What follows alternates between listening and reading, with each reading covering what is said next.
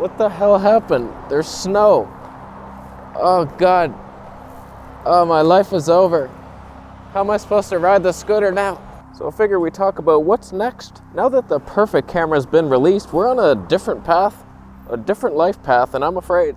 I'm afraid of what the future holds. Oh God, we're all afraid. What are they doing? What's happening here? Why can't we all just get along? So today we talk about what's next to look forward to. It's like, what do you buy a millionaire for their birthday? It's like, I could buy that already, loser. Just give me love. All I want is the perfect camera. All I want is the perfect camera. So we're on the Sony A7S III with the Tamron 17-28. Tony 2.8, of course, at 2.8. Why would you do anything different? Bright day, sunshine in our hearts, stabilization active. Life is good. Is it? Is life good? As I sat down to edit this footage, the shakiness seeped into my soul, realizing it looked worse than a homeless man who had sex with a hooker named, I wasn't going to say Steve. You can't prove that I was. So active was not on. Active stab was not on. How does the user error hit me so hard every time? I'm like boasting, like, oh, Canon stab sucks, can't compare to this. Is it better now? Is it doable though? Is it a noticeable improvement? The whole video is shot in standard like a hobo. Help. Oh, I can't believe it. Looking at that footage, I was like, oh God, I sound like such a moron. It's like bragging about being cool, but like your underwear is hanging out of your pants. Oh, I'm a loser. I also noticed the exposure wasn't getting me sometimes. It was doing the Canon, oh, let's protect the highlights and forget that you're a human boy. I love you, Sony. Let's take it back. Let's all go to Camera Canada to return our items. So it's been an interesting year for camera releases. I mean, we got a whole whack load of stuff the past couple of months. So let's talk about Canon first. We saw their hand. Nothing really changed. The whole philosophy at Canon needs to change. We have to stop crippling our... I don't think you cripple them. Oh God. Oh God. Okay. All right. They're good cameras, good color science. No one's even close to 8K. You're leading the industry in some ways. I kind of wanted it. I'll buy it.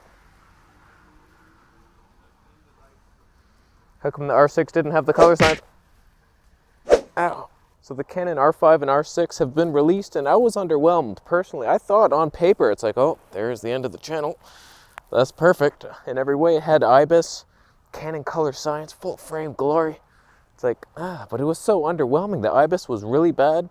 The only thing Canon users are trying to figure out is how to turn it off. That's not a good sign. So the color science was off, kind of.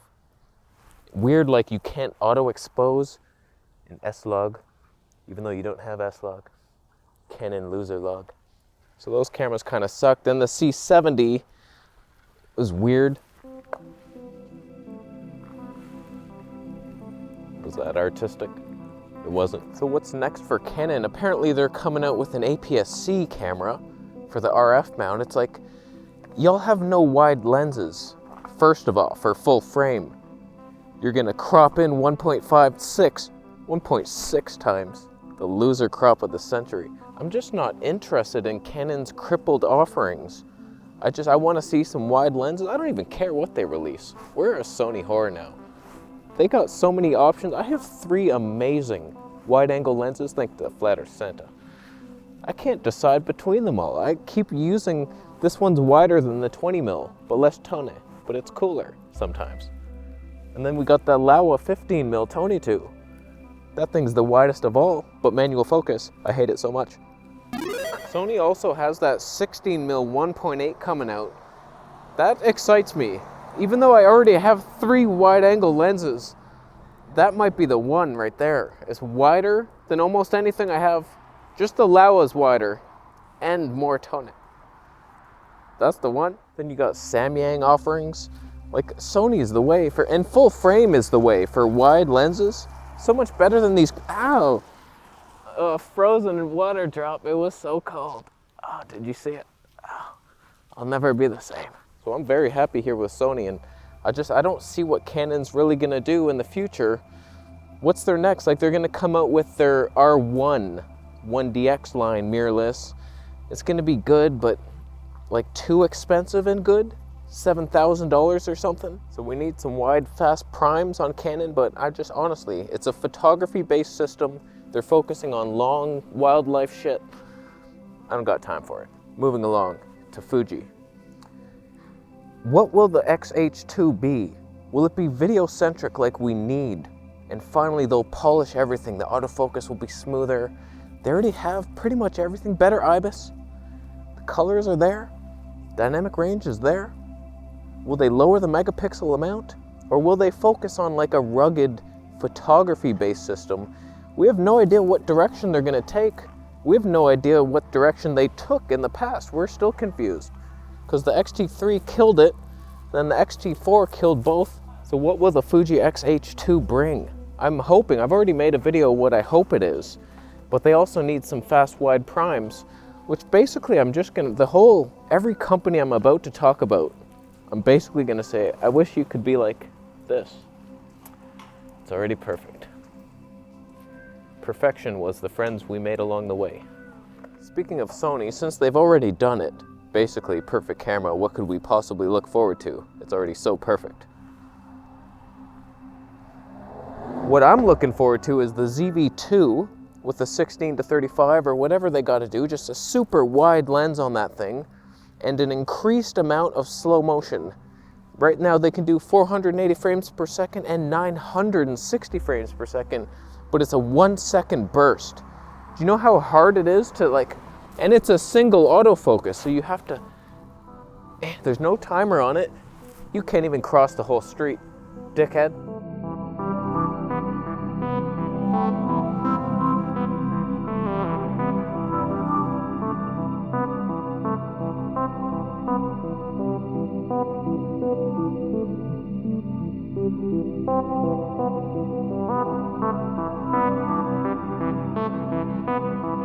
So honestly, I'm really looking forward to that. If they make a wider lens for it, I would have bought it if it was wide. I don't understand it. It's like, oh God, they both want to turn at me. Oh, that is good content right there. I was just looking at DP Review. They wrote an article, ZV-1 best vlogging camera.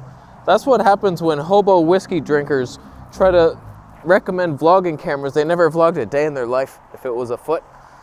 A 32mm lens, handheld, yeah, that's perfect. 28. That was the focus ring. And the wrong direction. This is the perfect vlogging camera. Sony ZV-1. Use our affiliate links, please. You can show your city and show it off. So I'm looking forward to that ZV-2 with a wider lens and possibly an RX-03 with a wider lens. Since you've obviously abandoned the best camera ever made in the X3000, you're not making an X4000 for some reason. That is the vlogging camera of the future if you just update it a little bit. But so you're probably gonna stick with that RX-0 box. That's a 24mm, 24. You went from a 17mm Tony 2.8 on the X3000 to bullshit. So you widen that up to a 16. 24 to keep it small and tiny. Those crunchy walks. The problem with the RX-0 is that it's single autofocus and not wide enough. So if it had autofocus, I could extend it out and we'd be wide enough, but you don't. So if it's still single autofocus, but a 16mm, I can press it and do it, and then we're good. I don't mind it. So just wide, everything wide. The A7 IV, what's that gonna be? It's not gonna be quite as good as this for video. It might be nice, but I'm not that interested. That's more of a photographer who makes some stupid B-roll of plants. Oh, look at the plant. I'm circling around it. It's not content. When it comes to Olympus, first, will they even stay in business another year? To be seen. Hopefully they do. And will they make a video-centric camera that we need? They already have all the specs. They have the autofocus, stabilization, color science, just no fun modes. Their 1080p 120p is bullshit. No 10-bit.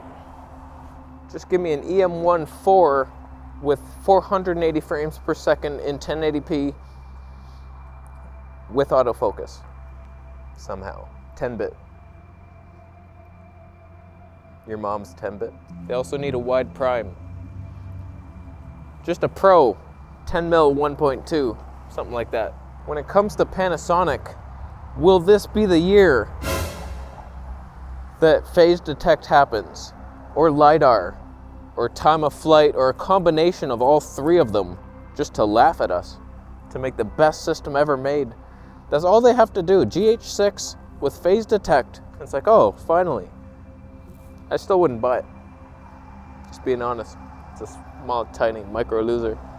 But it's not like they have much to do. It's just the autofocus. Every single camera they've ever released has been amazing without autofocus. That's reliable. I don't want jumpy shit. Just make it happen. Once and for all. And some wide lenses. I think those Leica lenses are dead to me. They don't autofocus even on the Olympus. Like, they jump and skip. I don't know what to tell you on that. You need the Olympus primes. You might have to, the only lens is at 7-14, which is heavier than this full frame lens. And half the equivalence of a tone factor. So 100% of Panasonic's attention needs to be on the autofocus way of life. Just invent a new system or something. If Sony won't sell you the phase detect sensors, with that rumor, then make your own. Phase detect. It's better. And lastly, Nikon. They're going to come out with their Pro line. I think it's just going to be photography-centric, the Z9. What's it going to do for us? Not much. It'll like match the competition, but nothing new, nothing innovative. It'll bore us. Why do you do it, Nikon? Who hurt you? Who hurt you? I'm not seeing it. Even though the Z6 II would be a fantastic thing, although I couldn't see myself. I don't think it'll be as stable as this though, with the active. Their IBIS is better than Sony's, but hopefully it performed today with the Tamron. But I don't hold a lot of hope alive in my heart for Nikon and their future. Great pictures, I'm sure, but like so does every other camera. An M6 Mark I. Oh, look at that shot. Good enough, asshole. You photographers don't have the Quest. The perfect camera quest that I've been on, struggling through the desert with. You don't have it, you don't need it. So, I think that's it. What's to look forward to? Not a lot, not a lot. Look forward to saving money for the A7S III. And then you have it. And you can make epic videos like this.